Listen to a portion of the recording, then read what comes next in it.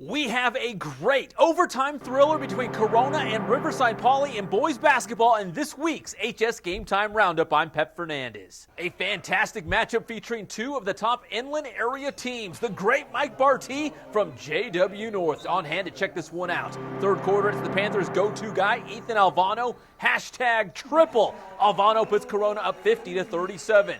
Poly's Juan Eason gets to the cup and draws the contact. The Bears would start chipping away at that Corona lead. Then it's Tyler Simmons who pulls up and sticks the jumper and one. It's suddenly just a 7-point game. Now it's Dylan McDowell to J.D. Beltman for the bucket. The Bears come roaring back in the third quarter, although Noah Rodiers would give Corona a 7-point lead heading into the fourth quarter. So we head to the final frame. Corona battling on the boards, gets the putback, and the Panthers go up by 8. But you can never count out Riverside Poly. Beltman kicks it out to Zach Calderon. 3 City later in the fourth quarter. Beltman going to work on the inside, the hoop and the harm. Bears were not about to give up in this one. Calderon cuts across the paint, gets the ball, and the soft jump hook falls. Poly down 67-64, but back the other way. The Panthers, Alvano finds Derek deep.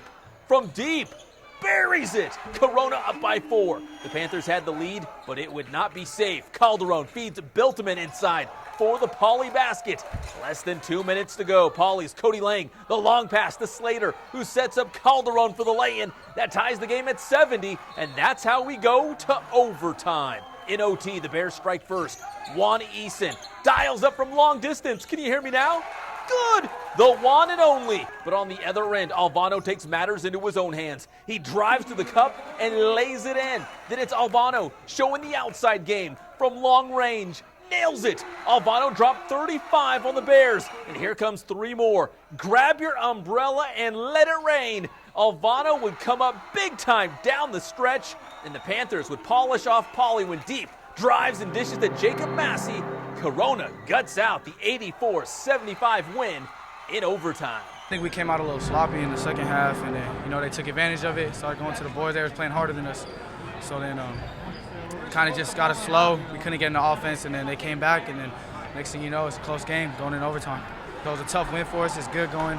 We got Great Oak on Wednesday, so it was good to prepare for them, and so it's good. It was a good game for us. Corona gets Great Oak next week. The Wolfpack at home for Perris this past Thursday night. Great Oak's Torrin Webb spots up for 3, drains it and the foul. Webb went for 14 points in the game. And check out Latrell Franklin on display. The runner off the glass drops in. Franklin led the way with 16 as Great Oak wins 66-53 behind 13 blocks from Jacob Tryon. Valley View taking on Eisenhower on Thursday night in girls basketball. Early on, the Eagles' Tatiana McFarland comes down with the board, passes to Dejanay Williams with the dish to Taylor Long for the bucket. Later, it's Williams with a long pass to McFarland for the layup. Valley View jumps out to a big lead on the Eagles. Now it's Taylor Long. The long ball. The Lady Eagles were on top 19-8 at the half. Third quarter off the miss. Williams battling the rebound, the putback for Valley View. Still in the third, it's Riley Long from downtown. The Eagles push their lead to 26-8. The lead continues to grow for Valley View. Williams weaving through the Ike defense and dishing to Jasmine Penaloza for the layup. 32-9, Valley View in front. Later, the Eagles working the ball around to Riley Long on the baseline for the J. Valley View goes on to win 45-26, the final. And now it's on to Hemet High School for the girls' water polo tournament.